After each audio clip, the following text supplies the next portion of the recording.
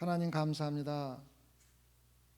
오늘도 정말로 당신의 말씀을 사모하고 당신의 전에 나오는 것을 가장 기뻐하는 성도들이 함께 모였습니다. 주님, 그들의 마음을 먼저 받아주시옵고 또한 말씀을 통하여 하나님께서 정말 우리에게 깨닫고 행해야 될 일이 무엇인지를 분명히 가르쳐 주시옵소서. 그래 성도들 한 명도 빠짐없이 이 성전을 나아가 기쁨으로 주님의 말씀을 듣고 배운 대로 행할 수 있는 능력과 힘과 모든 것을 성령님께서 허락하여 주시고 인도하여 주시옵소서. 그래 우리가 주님 앞에 섰을 때 정말로 착하고 선한 하나님의 일을 충실히 한 충성된 종이라는 하나님의 칭찬을 받을 수 있는 소망의 성도들로 주님 특별히 사랑해 주시옵소서. 감사하며 예수님 받들어 기도드렸사옵나이다. 아멘. 20절 사랑하는 자들아 너희는 너희의 지극히 거룩한 믿음 위에 자기를 건축하며 성령으로 기도하며 하나님의 사랑 안에서 자기를 지키며 영생에 이르도록 우리 주 예수 그리스도의 궁의를 기다리라. 사랑하는 자들아, 지난번에 설명했죠. 사랑하는 자들아는 그냥 인사말로 하는 게 아니라 유다가 그 성도들을 볼 적마다 정말로 사랑스러운 마음이 우러나는 거라고 그랬습니다. 저도 지난번에 말씀드렸죠. 목회자로서 여러분들 신앙생활 참 열심히 하면은 너무 사랑스러운 걸 갖다가 진짜 느껴요. 여러분들도 마찬가지일 거예요. 자식들이 참 열심히 하고 부모님 말씀 잘 듣고 하는 걸 보면은 사랑스러울 수밖에 없잖아요. 그래서 유다가 사랑하는 자들을 하는 것은 그냥 하는 말이 아니라 정말로 내가 너희들을 예수 그리스도의 사랑, 아가페 사랑으로 사랑한다는 것을 분명히 말해주고 있는 겁니다. 그래서 마음에 새겨두시면 좋겠습니다. 너희는 너의 지극히 거룩한 믿음 위에 자기를 건축하며. 지극히 거룩한 믿음 위에가 무슨 뜻입니까? 지극히 거룩한 믿음이 뭡니까? 지극히 거룩한 믿음. 거룩한 건 누구입니까? 거룩한 자는 오로지 예수 그리스도밖에 없습니다. 우리는 거룩함을 칭함, 예수를 통해서 칭함을 받는 거지 거룩한 건 절대 아닙니다. 이렇게 얘기했지만은 혼동하면 안 됩니다. 그래서 거룩한 자는 예수 그리스도밖에 없고 예수 그리스도 위에, 예수 그리스도 믿는 믿음 위에 여러분을 건축하라 그랬습니다. 세우는 겁니다. 굉장히 중요한 겁니다. 목사님 교회 다니는 사람 중에서 예수 그리스도 외에 또 다른 믿음 가진 사람이 있습니까? 하지만 근데 그게 맞는 말이면서도 틀린 말입니다. 예수 그리스도의 믿음 위에 세운다는 것은 성경 말씀 위에 세운다는 말씀인데 성경 말씀이라는 그 생각이 우리가 참 잘 생각을 해야 됩니다. 정말로 성경에 있는 그대로 하는 건지 거기에 무엇이 더해지거나 잘못된 것과 합쳐져서 되는 건지 우리가 이거를 참 많이 잘 알아야 됩니다. 이거를 잘못 모르면은 우리가 잘못된 신앙을 하면서도 잘못된 걸 모를 수가 있습니다. 한 목사님이 이런 얘기를 하시더라고요. 이거에 대해서 설명을 하면서 교회에 성전을 짓는데 목사님이 자기는 이제 건축 기술이 없잖아요. 근데 성전 건축을 짓는 무언가 좀 도와주고 싶어 하면 너무너무 많아가지고 건축업자한테 가서 그랬대요. 나는 특별한 기술은 없는데 내가 우리 성전을 짓는데 뭐라도 좀 하고 싶은데 좀 뭐 일을 좀 시켜주시오.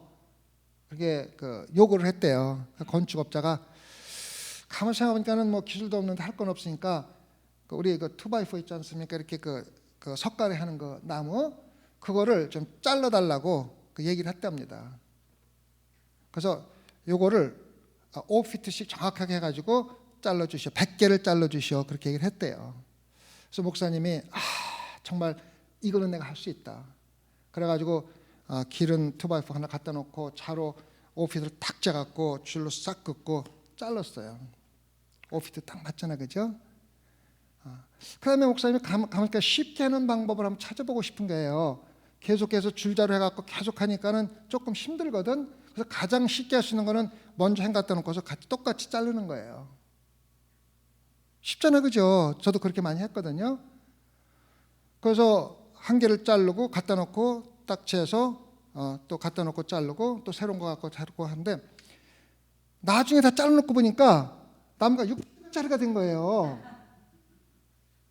왜 그러냐면은요, 나무를 갖다 놓고 연필을 그을 적에 8분의 1인치씩 거기에 추가가 된대요. 정확하게 갖다 재서 하는 거하고, 왜냐면은 연필의 두께가 있잖아요. 그러니까 연필을 그을 적에 정확한 수치에서 8분의 1인치 더해진대요. 그래서 100개를 하면은 1피트가 늘어나는 거예요. 그래서 자기는 정말 열심히 100개 다 자르고 나니까는 쓸모없는 게 돼버린 거예요. 안 맞으니까. 그러니까 신앙생활 하면서 나도 모르게 성경에다 조금씩 더해서 하다 보면은 20년, 30년 되다 보면은 1피트가 늘어나는 결과가 나오는 거예요. 이게 가장 많이 드러나는 게 종파들입니다. 종파에는 종파 법이 있습니다. 제가 감리교 목사 7년 했었기 때문에 감리교 그 시스템을 잘 알잖아요.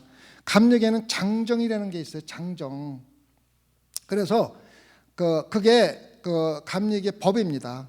그래서 성경보다도 감리교 법을 먼저 지킵니다. 그건 뭐 분명합니다. 그건 뭐 제가 실제 그렇게 해왔는데, 그래서 4년에 한 번씩 전 세계의 감리교의 지도자들, 목사나 장로 중에서 대표로 뽑힌 장로들 와가지고 4년마다 한 번씩 회의해가지고 그 장정을 바꿉니다. 조금씩 매년. 근데 감리교회가 오래됐잖아요.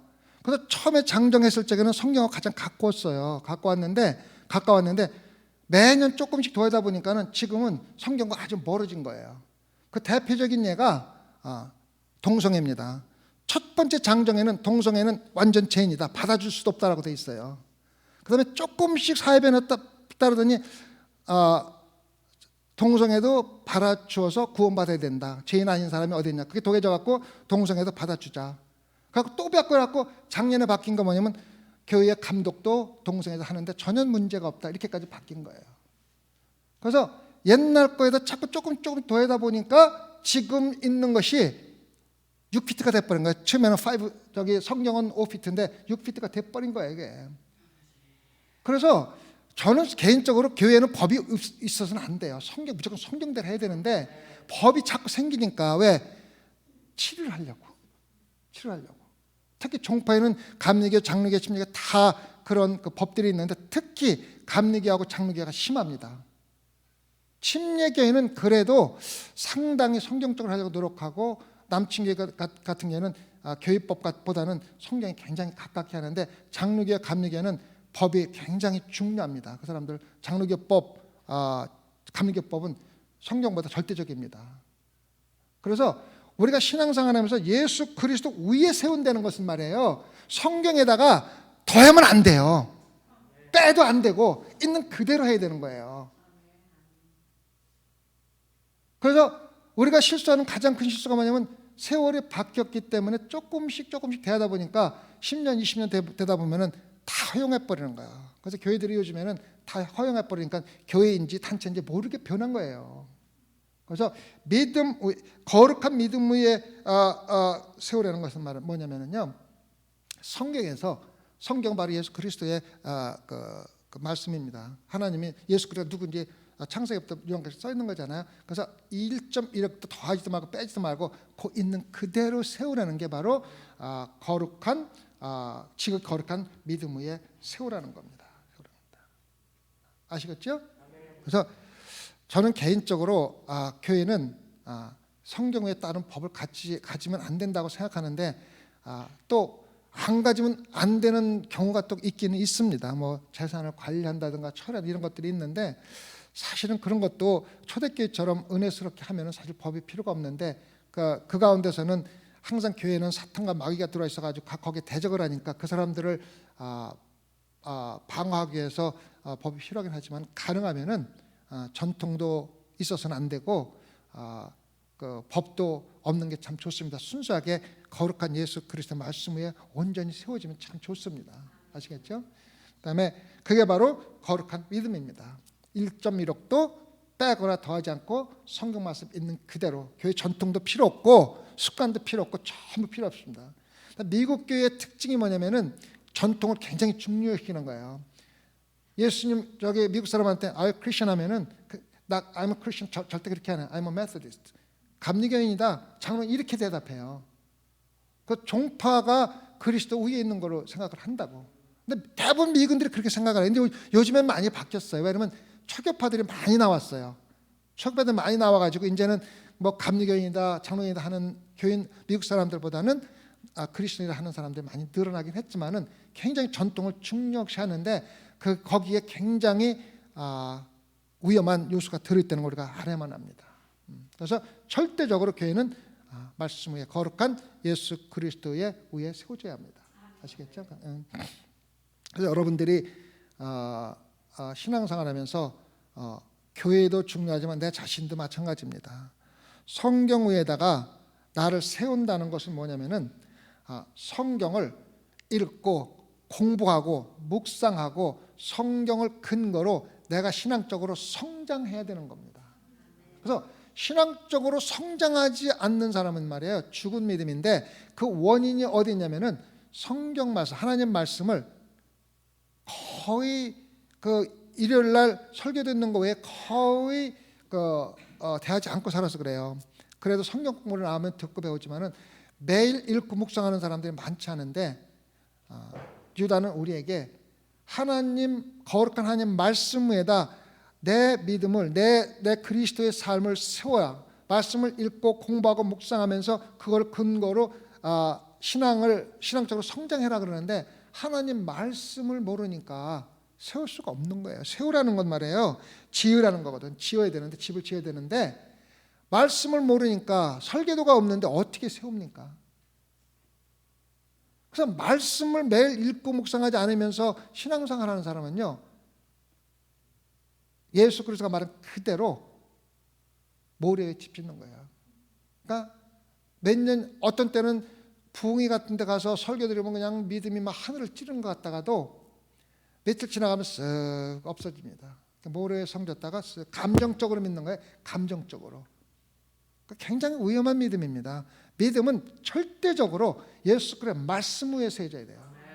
그래서 말씀을 매일 읽고 묵상하는 것은 대단히 중요합니다. 저희 교회가 지금 4년 됐는데 첫 번째 우리가 한 게 전교 성경 읽기였습니다. 그래서 소망교회 다니면서 제 말씀을 잘 따른 사람은 성경을 한 번씩 다 읽었습니다. 두 번째로 한 게 신약을 전부 쓰는 거였습니다. 그래서 여러분들이 저한테 잘 따랐으면 전부 다 한 번씩 성경을 쓴 책을 가지고 있을 것입니다. 많이 썼어요. 그 다음에 제가 한 게 성경을 읽게 하기 위해서 구약 전체를 제가 통틀어서 설명을 하면서 몇 주에 걸쳐 설명하면서 구약 전체를 이해해서 구약을 읽는데 재미있게 읽을수록 다 해줬습니다. 그래서 소망교회는 지금까지 집중적으로 한 것이, 제가 목회자로서 한 것이 4년 동안에 성경 말씀에 대단히 집중을 많이 했습니다. 그리고 얼마 전에 우리가 마친 게 뭡니까? 우리 여성 회장님 다 기억하죠? 시편을 제가 일일이 다 기록해가지고 질문을 다 해서 읽고 질문에 답해서 제출하도록 했습니다. 딱 2분 했어요. 우리 구역장님하고 현아씨하고 우리 이선, 그리고 이정숙 성도님이 가끔 했고, 제 말씀을 잘 따르면요, 여러분들이 자기도 모르게 하나님 말씀 위에 여러분의 신앙을 차곡차곡 쌓아 나가는 겁니다.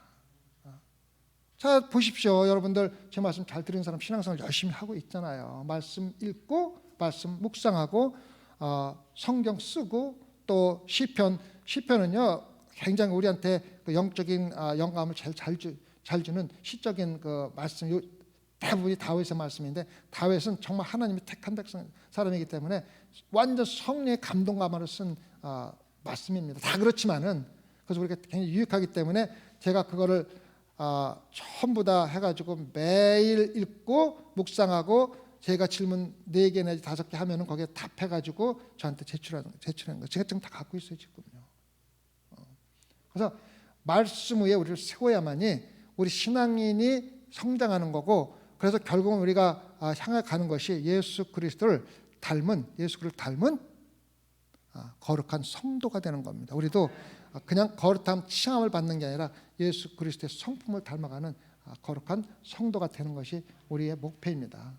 그래서 사도 바울도 마지막 내 구원을 이루기 위해서 마지막 벽대를 향해서 달려간다고 얘기를 한 거예요. 그 신앙생활을 너무 쉽게 생각하면은 구원 못 받을 사람 아무도 없어요. 다 구원 받는 거야. 예수 그리스도를 신하면 되잖아요. 여러분들 예수 그리스도를 신한다는 것이 무슨 뜻인지 알아요? 예수가 그리스도라고, 예수가 나의 주님이라고 시인하는 것은 예수님이 나의 주인인데 나는 종이 아니라 노예라는 뜻이에요. 노예. 종은 그래도 삭시라도 받을 수 있지만 노예는 그냥 주인이 시키면 시키는 일 하고 죽이면 죽고 버리면 나가는 거고 아무 권한이 없는 게 그 노예인데, 우리가 예수 그리스도의 노예라는 뜻이에요. 나는 없고 누구만 있어요? 예수 그리스도만 있어야 돼요. 그래서 예수 그리스도를 주로 신합니까? 물어볼 적에 예 그렇습니다 하는 것은요 엄청난 말입니다. 나는 예수 그리스도가 주인이고 나는 노예입니다. 그래서 예수 그리스도가 시키는 일이라면은 죽으라면 죽겠습니다. 이겁니다. 이겁니다. 여러분 이렇게 철야배 때 제가 물어봤잖아요. 순교하는 사람이 1년에 세계에서 몇 명 되냐고. 그랬더니 대부분 100명, 200명, 2명, 1명 막 이렇게 했는데 10만 5천 명이 2019년에 순교당했잖아요. 저희들이 인도에 그 선교 작년에 갔잖아요. 선교 가서 있는데 텔레비에 매일 나오는 게 뭔지 아세요? 그리스도인들 핍박당하는 거 나와요. 텔레비 목사님이 그 틀어주는데 저거 보라고. 지금 북인도에서 지금 저렇게 핍박해서 막 차 때려 부시고 교회 부시는 것들이 매일 나와요. 매일. 이란에 엄청나게 많은 기독교인들이 있는데 5분 만에 한 명씩 죽는 거예요. 순교하는 거예요.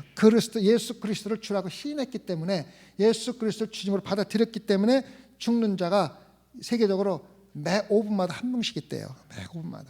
그래서 우리는 미국에 살으니까 설마 순교라는 것까지 있는가?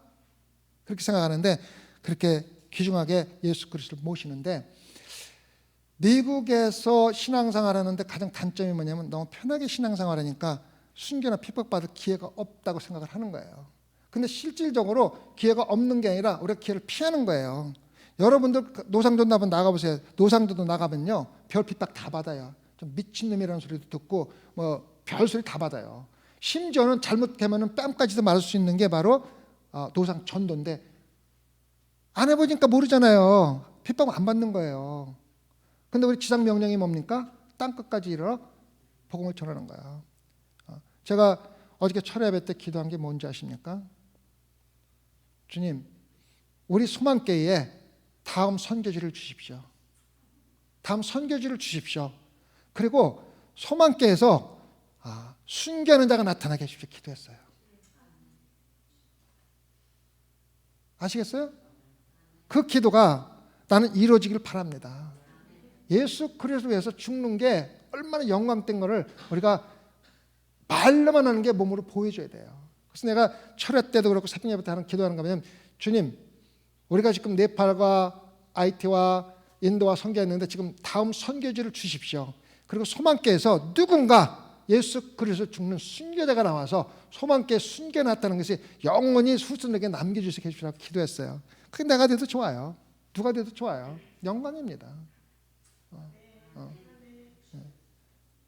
감히 제가 이렇게 기도할 수 있는 것은 예수 그리스도의 마지막 사명이 땅끝까지 복음을 전하는 거예요. 복음 전하지 않고 앉아서 만일 찬양하고 기도하고 교회 멋있게 짓고 맨날 그렇게 하는 것이 예수 그리스도의 사명을 감당하는 게 아닙니다. 우리는 선교해야 됩니다. 해서 선교할 때는 정말 죽으면 죽으라는 마음 가지고 선교해야 예수님이 하나님이 죽이면 죽는 거고 살려주시면 더 일하는 거 그거예요. 그래서 우리는 예수 그리스도 아니면은 죽음이라는 각오 갖고 신앙생활하면은요 두려울 게 없습니다. 그런가 마음 가지세요. 목사님 어떻게 그런 마음 가져야 돼요. 가져야 돼요. 무조건 가져야 돼요. 가져야 돼요. 그럴 때 우리가 예수 그리스도 말씀 안에 우리를 세워 나가는 겁니다. 성화돼 나가는 겁니다. 성화돼야 돼요. 성화돼야 돼요. 매일 바뀌어야 돼요. 그래서 내일 내가 더 큰 믿음을 가져야 되고 1년에 더 큰 믿음을 가져야 되고 더 큰 믿음이 자꾸 자라야 예수님한테 가까워지지. 물론 조금씩 업다운씩 하지만은 전반적으로 올라가야지 됩니다. 아시겠죠? 그렇게 되도록 우리 다 같이 믿음대로 거룩한 믿음에다가 우리를 건축하며 성령으로 기도하라 그랬어요. 성령으로 기도하는 게 뭡니까? 성령이 누굽니까? 하나님이에요. 하나님으로 기도하라는 거예요. 자, 성령으로 기도할 적에 그 의미는 성령의 영감을 받아서 기도하라는 거예요. 다시 말하면 내 욕심과 내 뜻을 구하기 위해서 기도하는 것이 아니라 성령이 우리에게 하나님의 뜻이 무엇인지를 깨닫게 해달라고 성령으로 기도하는 거예요. 성령으로 기도하면 나타나는 우리가 응답받는 기도가 있는데 첫 번째가 뭐냐면은 성령의 감동으로 기도하면은 예수가 주님이라는 걸 신하게 됩니다. 예수가 주님. 자, 봅시다. 마태복음 22장 43절 우리 같이 볼까요? 마태복음 22장 33절 22장 43절 자, 우리 같이 읽어볼까요? 가라사대 그러면 다윗이 성령에 감동하여 어찌 그리스도를 주라 칭하여 말하되. 다윗이 성령으로 감동되고 한 게 뭡니까? 그리스도를 내 주님이라고 신한 겁니다. 그래서 여러분들이 성령으로 기도하면은 제일 먼저 나타나는 게 주여 예수 그리스도여, 그걸 신하는 겁니다. 우리 기도 가운데서 첫 번째 나타나는 결과가 예수가 나의 주인이라는 것을 신하는 겁니다. 로마서 12장 3절 보겠습니다. 12장 3절 로마서 10장 3절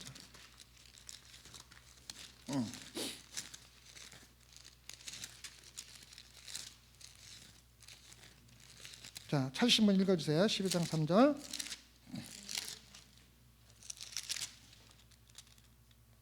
같이 읽을까요? 그러면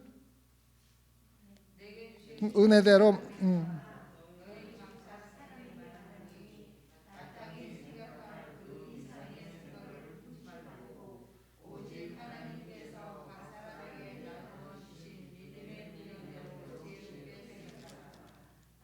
아멘. 그 다음에 누가복음 22장 17절인가 누가복음 22장 17절 한번 보시고요.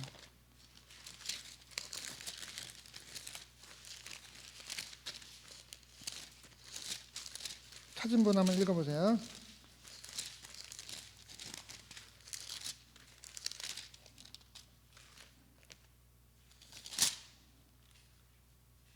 아닌데 27절 볼까요? 그것도 아닌데 2장 17절이군요. 죄송합니다.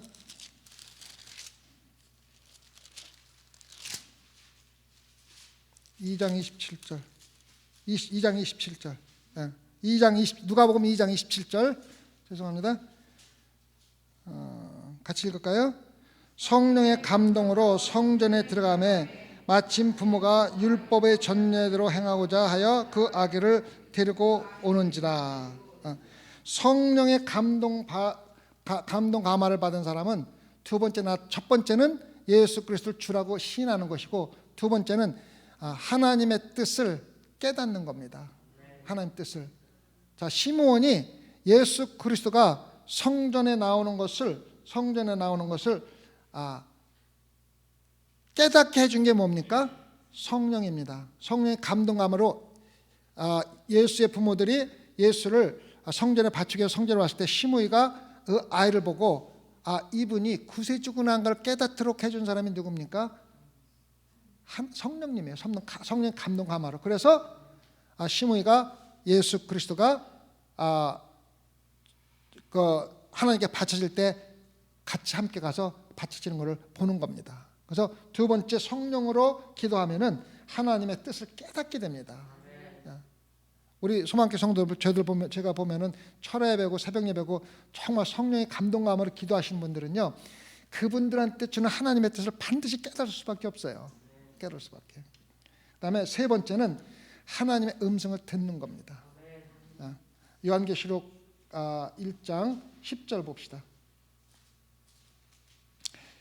요한계시록 바로 옆 장이죠.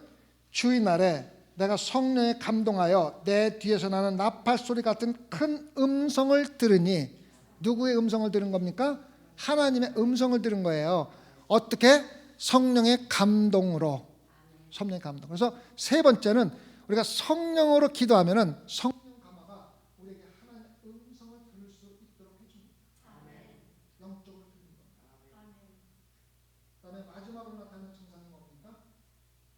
하나님의 보좌를 보는 겁니다. 계시록 4장. 계시록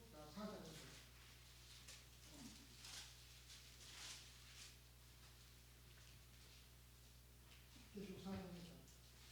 같이 읽어볼까요?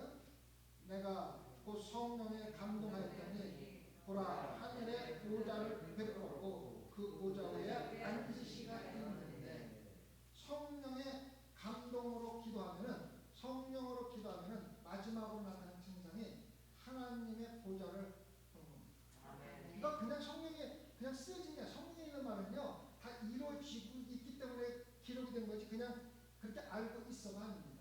여러분 성령 감동 받을 적에 하나님의 보좌를 보도록 노력해야 돼요. 저는 기도할 적에 항상 이러한 생각을 하면서 기도합니다. 내가 지금 드리는 기도가 하나님 성전, 하나님 보좌 앞에서 향으로 하나님께 올라가는 모습을 항상 상상하면서 기도를 합니다. 여러분 이런 걸 갖다가 막연히 그럴 수 없어 이렇게 생각하면요, 죽을 때까지 못 보는 거예요. 확신이 있어야 돼요. 내가 성령의 감동하면서 기도할 적에 하나님께서 나에게, 내가 예수 그리스도가 주라고 신하도록 만들어주고 하나님의 뜻이 무엇인지 깨닫게 해주고 마침내 하나님의 음성을 듣게 해주고 마지막으로 하나님의 보좌를 보게 해준다는 확신을 가지고 기도하면 반드시 이루어집니다. 두려워할 거 없어요. 왜? 요한한테 본을 보여줬는데 왜 나한테는 안 보여줘? 성령에서 보여주겠다고 했는데 왜 안 보여줍니까? 그래서 담대하게 기도하시기 바랍니다. 기도하면서. 그래서 우리는 성령으로 기도한다는 말은 이러한 것을 마음에 두고 기도함으로써 내 것보다는 하나님과 영적인 교통을 하면서 하나님의 음성을 듣고 보좌를 보고 하나님의 뜻을 깨닫고 하나님의 주로 시인해서 내가 주인의 종으로 살아가도록 해주는 것이 바로 성령의 감동된 기도입니다. 아시겠죠? 굉장히 중요한 겁니다. 입으로 기도하는 건 안 돼요. 성령의 감동돼서 기도를 해야 합니다.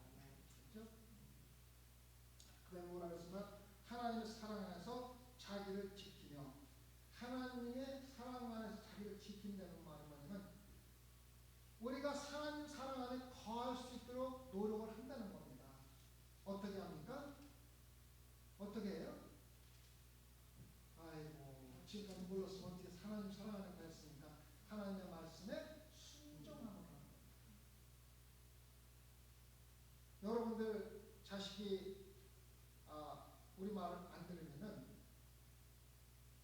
부모기 때문에 사랑을 하려고 노력하지만은 미울 때 참 많잖아요, 그죠? 그래서 하나님도 우리가 하나님 말씀에 순종할 때 그 하나님 말씀에 순종한다는 것은 하나님이 나를 사랑하고 있다는 것을 인정하는 거예요. 하나님이 나를 사랑하지 않고 나를 못되게 하는데 하나님 말씀에 순종할 사람이 누가 있어요? 아무도 없는 거예요.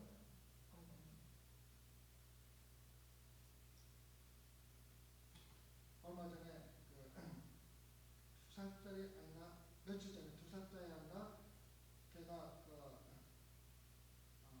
부모한테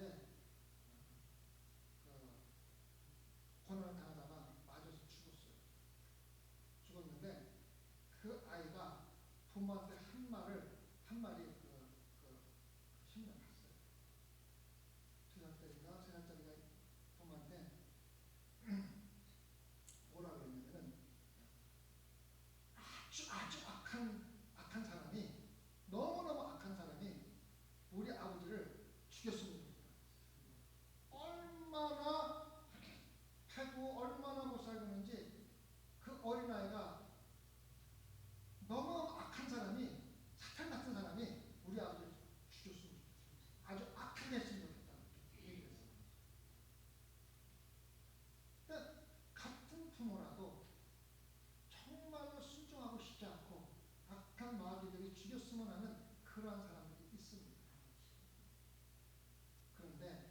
우리 하나님은 사랑 안에 있기 때문에 순종할 가치가 있는 거예요.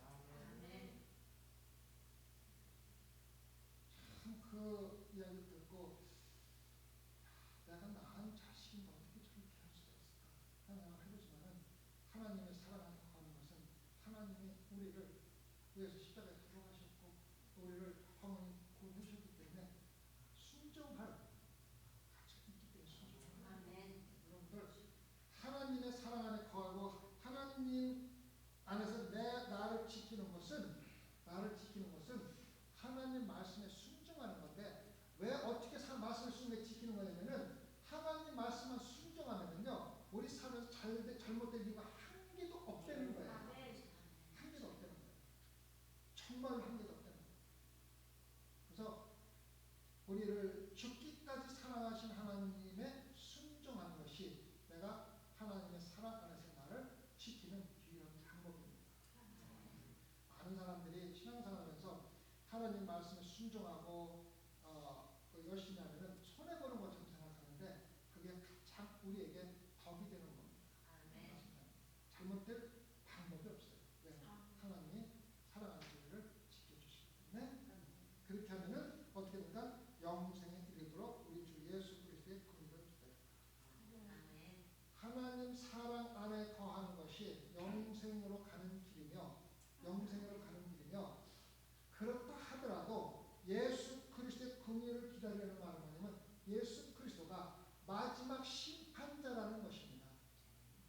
예수는 마지막 심판자라서 예수 그리스도의 긍휼이 없으면 우리가 아무리 열심히 살아도 마지막 심판 때에서 구원받을 수 없다는 거예요. 그래서 우리는 자나깨나 죽어라 사나 예수 그리스도의 긍휼을 따라서 예수의 말씀에 순종하면서 사는 것이 우리 신앙의 참 삶입니다. 여러분들 제가 부탁을 드릴게요. 구원을 너무 쉽게 가볍게 생각하지 마세요. 그런 구원 없습니다.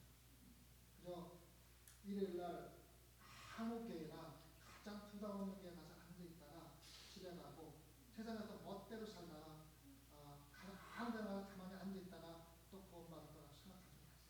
그런 구원은 없습니다. 제 말씀이 아니고 예수 그리스도의 말씀입니다. 마지막 영원한 심판 때에서는 예수 그리스도의 긍휼밖에 없습니다. 그래서 하나님 말씀에 순종하면서 끊임없이 영생을 추구하고 영생을 우리가 얻는 겁니다. 우리 노력으로 얻는 것가 아니라 예수 그리스도의 이름으로 얻는 건데 예수 그리스도 진심으로 믿는 자는요 예수 그리스도 말씀에 순종할 수밖에 없습니다. 어떻게 제가 말씀드렸잖아요. 정말로 영생을 믿는 사람은 마음에 있는 사람은 죽음을 두려워하지 않는다고 했어요. 왜? 죽음은 영원한 생명을 얻는 거고 하나님과 함께하는 건데 그거를 진심으로 믿는다면 죽는 것이 두려울 수가 있겠습니까? 그래서 믿는 자들은 극단적으로 얘기하면 죽음이 두렵지 않지만은 하나님이 내 이 세상에서 살게 하는 것은 아직도 내가 하나님을 위해서 할 일이 있기 때문에 남겨둔 거라고 생각하고 끊임없이 그 남겨진 일은 무엇인가를 찾아서 하는 것이 성도의 삶입니다. 구원을 가볍게 여기면 여러분은 반드시 지옥에 갑니다. 기억하십시오. 기억하실까요? 주님, 우리의 구원은 예수 그리스도가 십자가에서 죽었기 때문에 우리에게 주어진 것입니다. 그냥 가볍게 던져주고 개에게 밥 주듯이 던져준 찌꺼기가 아닙니다. 우리가 구원을 얻기 위해서 마지막 푯대를 향해서 전심전력을 다해서 달려갈 때 우리는 마침내 구원에 이르는 것입니다. 중간에 포기하고 낙오되는 자들은 구원을 얻을 수가 없습니다. 가볍게 얻어지는 것이 구원이 아니요 예수 그리스도의 생명의 대가라는 것을 그것도 하나님의 아들의 생명의 대가라는 것을 기억하고 귀한 생명을 생각하듯이 우리 구원도 예수 그리스도의 목숨과 똑같이 생각하여 귀하게 여길 수 있는 마음 가질 수 있도록 허락해 주시옵소서. 감사합니다. 예수님 받들어 기도드렸사옵나이다.